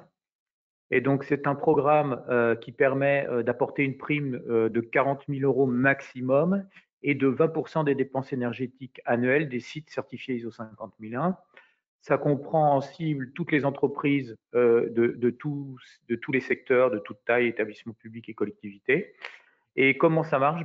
Vous allez sur le site Pro SMEN et vous déposez une demande de dossier auprès de la T2E, puisqu'en fait, c'est la T2E qui pilote ce programme et qui instruira le dossier. Et si le dossier est valide, vous toucherez une prime qui vous permettra de financer une partie de l'accompagnement à la certification ISO 50001. Ça, c'est le premier programme. Un deuxième programme qui est aussi piloté par la T2E, qui est le programme ProRefi et qui vise à former des référents énergie sur l'efficacité énergétique. Donc, c'est un programme de formation donc multimodal avec un MOOC de 6 heures, 2 jours de stage en présentiel et un accompagnement individuel en situation de travail par une sorte de coach énergie. Il faut savoir que les coûts pédagogiques sont pris en compte à hauteur de 100% pour les entreprises de moins de 300 salariés et de 50% pour les entreprises de plus de 300 salariés. Et le contact, là, il est complètement faux. J'ai fait un copier-coller, j'étais trop vite. Et donc, on vous remettra dans le dossier qu'on vous enverra le bon lien, qui est un lien ProRefi. Donc, voilà. Ensuite, un troisième programme qui est le pendant en fait du programme ProRefi mais sur le financement, qui est le programme Invest, qui vise en fait à former des directeurs administratifs financiers, des responsables industriels, des responsables financiers ou achats, des banquiers sur le financement de l'efficacité énergétique et leur enjeu dans l'industrie. Et donc là, c'est un programme qui se structure en 2 heures de MOOC, 2 jours de stage en présentiel, plus un accompagnement individuel, technique, juridique et fiscal sur le montage des projets. Et là, c'est un programme dont les coûts pédagogiques sont financés à 100% pour les cibles qui sont décrites. Et là, vous avez le bon lien, invest.org. Et c'est un programme donc, qui est financé par Total et Ciplec et qui est porté par Greenflex. Voilà. Je ne sais pas s'il y a des questions sur ces programmes. Pour le moment, pas de questions. Bon. Je vous donne quelques perspectives sur la 5e période des C2E. Donc, vous l'avez compris, les C2E existent depuis 2006 et nous en sommes à la 4e période qui a démarré donc, au 1er janvier 2018 et qui va se terminer au 31/12/2021. Et donc, en juillet de cette année, la DGEC a lancé donc une action de concertation. Alors, avant cela, au premier semestre 2020, l'ADEME a finalisé et publié une étude de gisement, une étude évaluation du dispositif C2E qui venait proposer des premiers volumes d'obligations pour cette 5e période. Globalement, ce sont alors il y a toujours 3 hypothèses, une hypothèse basse, moyenne et haute. et avec une hypothèse haute qui est à plus de 25% par rapport à l'obligation de la 4e période. Le 2 juillet, la DGEC donc, a lancé sur la base d'une fiche concertation une concertation sur un certain nombre de sujets assez ouverts sur l'ensemble du dispositif C2E, et l'ensemble des acteurs avaient jusqu'au 10 septembre pour répondre à cette phase de concertation. Donc, côté AT2E, nous avons nous-mêmes lancé cette phase de concertation sur la base donc, du fichier de concertation de la DGEC, et on avait proposé donc, à nos adhérents de travailler par collège, des délégataires avec les délégataires, les obligés avec les obligés, les mandataires avec les mandataires, des fournisseurs d'équipements avec les fournisseurs d'équipements, des bénéficiaires avec les bénéficiaires et les éligibles avec les éligibles. Donc chacun fait ses remontées et nous avons produit donc une synthèse à la DGEC le 10 septembre. Donc aujourd'hui, la DGEC a bien évidemment depuis le 10 septembre dépilé l'intégralité de ces propositions et demandes d'évolution. Et d'ici fin 2020, la DGEC donc, devrait nous apporter sa vision sur le niveau d'obligation pour cette 5e période et sa répartition au travers d'un projet de décret. Alors, on attendait en fait un premier projet de décret pour le Comité supérieur de l'énergie du 24 novembre. Visiblement, la DGEC a pris un peu de retard. Donc, ça ne passera pas le 24 novembre. Donc, on imagine que ça va passer dans un XE courant décembre. Donc, aujourd'hui, nous attendons de la part de la DGEC une vision sur leur niveau d'obligation. Ça, c'est le premier point. Et une fois qu'on aura le niveau d'obligation et bien évidemment la répartition des obligations, la DGEC lancera donc sur le premier semestre 2021 des réflexions sur les volets modalités d'application, donc sous la forme d'arrêté, dans lequel elle abordera probablement la dimension efficience du dispositif, simplification du dispositif et politique de contrôle et lutte contre la fraude. Voilà. Donc, qui structureront vraiment les arrêtés d'application. Alors, à quoi ressemblera la 5e période? J'en sais trop rien, mais on a quand même quelques idées. Probablement que cette 5e période verra une obligation à la hausse par rapport à la 4e période. Les hypothèses de l'ADEME, c'était entre plus 20, plus 25%. Et puis, on avait les propositions de la Convention citoyenne pour le climat qui proposait de multiplier par 3 ou par 4 les propositions. Donc, bien évidemment, en fonction des acteurs, certains acteurs vont pousser pour une augmentation de l'obligation et puis d'autres acteurs, et notamment les obligés, les énergéticiens, vont plutôt baisser pour avoir ou plutôt pousser pour avoir une obligation raisonnable et atteignable. Mais globalement, on s'attend quand même à une augmentation de l'obligation par rapport à la 4e période. La deuxième point important, c'est le 3e point ici, c'est la durée de 4 ans et plus. Probablement qu'on s'orientera vers une 5e période d'une durée de 4 ans. Ce qui veut dire qu'on sera sur l'année 2022, 2023, 2024, 2025. Ça, c'est le premier point. Et le deuxième point, en plus de cette fixation de la durée de la période sur 4 ans, on aura probablement un tunnel d'obligation pour les périodes suivantes, sur les périodes P6 voire P7. C'est-à-dire que la DGEC sera en capacité de dire, voilà, à partir de 2020, on pourrait avoir des niveaux d'obligation sur des périodes de 3 ou 4 ans de minimum X TWh QMAC et maximum de X TWh QMAC. L'idée étant de donner un maximum de visibilité à l'ensemble des obligés. Le troisième point qu'on peut mettre en avant, c'est une probable prise en compte d'une composante CO2 dans le dispositif C2E. Aujourd'hui, la problématique de la DGEC, c'est comment est-ce que je fais dialoguer la PPE, donc qui parle d'efficacité énergétique et d'économie d'énergie, avec la stratégie nationale bas carbone, SNBC, qui, elle, va aborder la logique du CO2 et de la neutralité carbone à horizon 2050. Et donc là, il y a deux façons de prendre cette composante CO2. Soit de dire, dans le cadre de l'obligation, on fixe une obligation en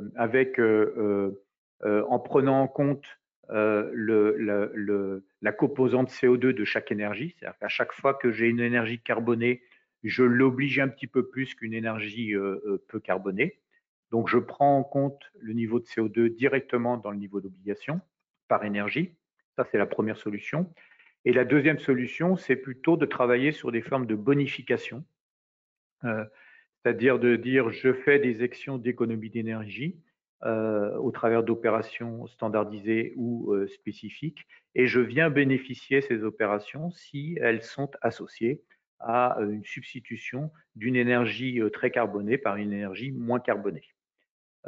Aujourd'hui, je pencherais plutôt pour cette deuxième solution, mais bon, on n'est pas encore fixé sur ce sujet. Des seuils de franchise à la baisse, probablement. Aujourd'hui, je vous l'ai dit, il y a des franchises qui existent. Par exemple, sur l'électricité et le gaz, vous êtes à 400 gigawattheures d'énergie vendue par an. Si vous vendez plus de 400 gigawattheures, vous rentrez dans le dispositif C2E. Si vous vendez moins de 400 gigawattheures, vous n'êtes pas obligé de produire des certificats d'économie d'énergie. Donc aujourd'hui, un certain nombre d'acteurs mettent en avant de la concurrence déloyale de certaines sociétés qui peuvent être amenées à créer des filiales dès qu'ils arrivent à dépasser, par exemple, les seuils des 400 gigawattheures. Ensuite, sur l'assiette d'obligation, il y aura probablement des évolutions sur la prise en compte de nouvelles énergies aujourd'hui non obligées, donc le 85, le D95, le GNV, etc. Et puis la prise en compte des ventes d'énergie aux industries, avec un S. Hors fuite de carbone, aujourd'hui, les industriels ne sont pas, enfin les ventes d'énergie aux industriels ne sont pas prises en compte pour la fixation des objectifs de certificat d'économie d'énergie. Demain, ils pourraient être pris en compte. Donc le pendant de cela, bien évidemment, c'est qu'aujourd'hui, les industriels ne se voient pas répercuter le coût des certificats d'économie d'énergie dans le prix de leurs énergies. Demain, si les ventes d'énergie aux industriels sont prises en compte pour la fixation des objectifs, bien évidemment, ils se verront impactés de ce prix, de ce coût du dispositif C2E dans leurs offres d'énergie. Ensuite, des bonifications et des programmes pour faire levier sur la production au cas où la production ne serait pas au rendez-vous. Et au-delà de ça, des bonifications ou des programmes qui pourraient venir travailler justement sur des sujets grande précarité, décarbonation, rénovation globale. Dans tous les cas, la DGEC a déjà fixé les règles là-dessus. On s'oriente plutôt vers une limitation des bonifications à 30% de l'obligation et 10% des programmes. Ce qui veut dire qu'aujourd'hui, on a 72 programmes qui sont actifs. Probablement qu'il y aura une réduction du nombre de programmes sur la 5e période, avec des programmes à fort enjeu politique. Bien évidemment, plus de qualité dans la rédaction des fiches d'opération standardisées. Donc là, on prend une partie de la responsabilité, c'est-à-dire qu'il faut qu'on travaille sur ce sujet-là. Plus de contrôle, et puis une probable simplification du dispositif, puisque aujourd'hui vous avez un groupe de travail qui est animé par la DITP, la Direction interministérielle de simplification, la transformation publique, qui vise justement à voir comment on peut simplifier le dispositif, notamment le parcours des particuliers et le parcours des artisans, et puis voir un peu tous les irritants qui sont liés à ces différents parcours. Voilà un peu les grandes lignes de la 5e période. Thierry, j'en ai terminé de mon intervention. Merci Marc, merci beaucoup pour cette intervention longue mais précise et détaillée.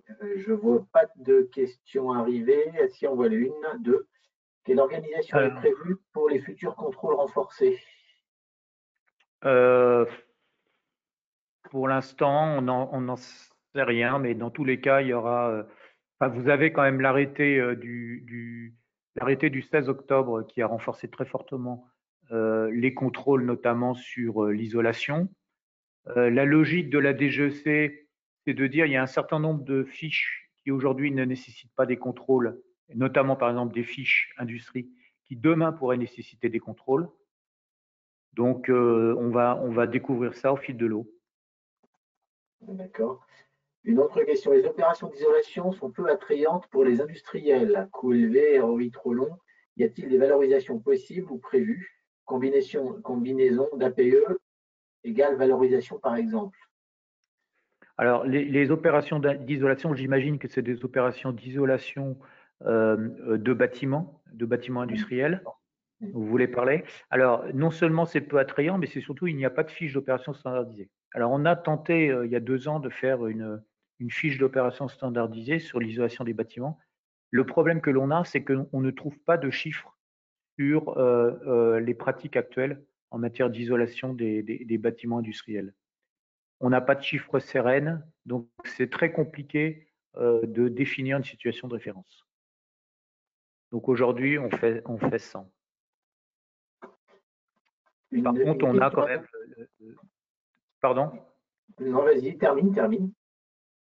Non, par contre, on a quand même la fiche donc isolation des points singuliers, et puis on a l'Indu T131 qui est isolation des parties planes. Vous avez quand même la possibilité d'isoler un certain nombre de choses sur l'industrie, mais pas les bâtiments. Un obligé vient de subir une forte amende sur les dossiers C2E. Est-ce que les clients concernés par ces C2E fraudés ont subi des conséquences? À ma connaissance, non, puisque dans la logique des C2E, c'est celui qui dépose qui est responsable de ces C2E. Donc, je ne vois pas pourquoi il se retournerait vers les clients.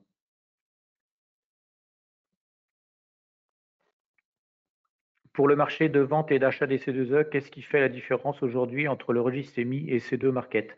Alors, le registre EMI, ce qu'avance C2E Market, c'est une transparence accrue des transactions et une sécurisation des transactions. Voilà, puisqu'aujourd'hui, EMI prend juste en compte des transactions qui sont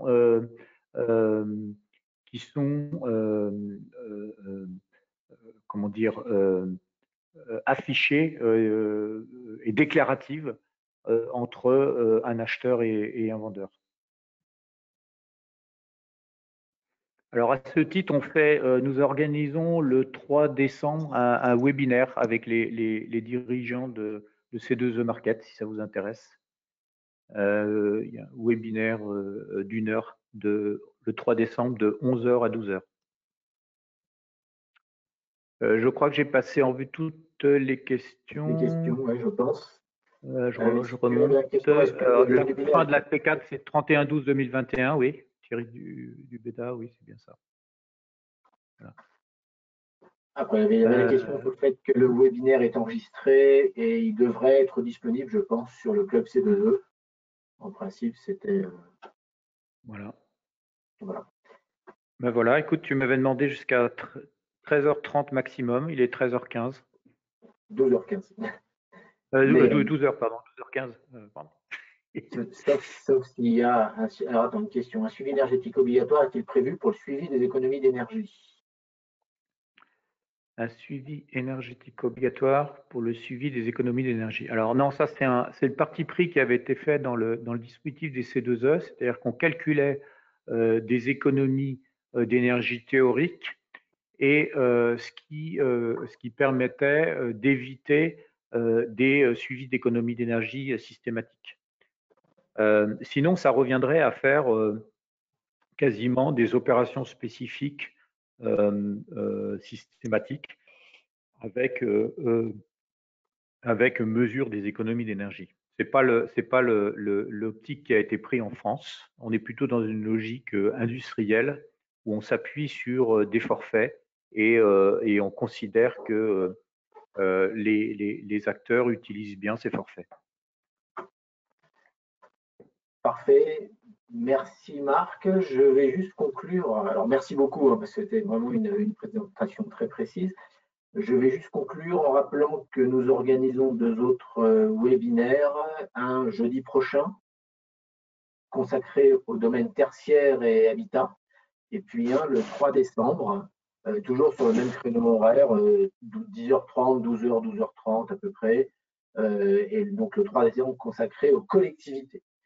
Pour s'inscrire, vous recevrez, pour ceux qui veulent y participer, comme vous l'avez reçu pour ce webinaire, une invitation. Il suffira de vous enregistrer sur le site de la T2E en suivant le lien. S'il n'y a pas d'autres questions ou d'autres interventions, je vais conclure en vous remerciant d'avoir participé et puis en remerciant nos intervenants, que ce soit Jérôme Nancoine qui est reparti, que ce soit Thierry Pérez qui est toujours là pour son intervention, et puis surtout pour Marc pour la qualité des débats. Merci à tous et bon appétit. À bientôt. Merci à vous, à bientôt.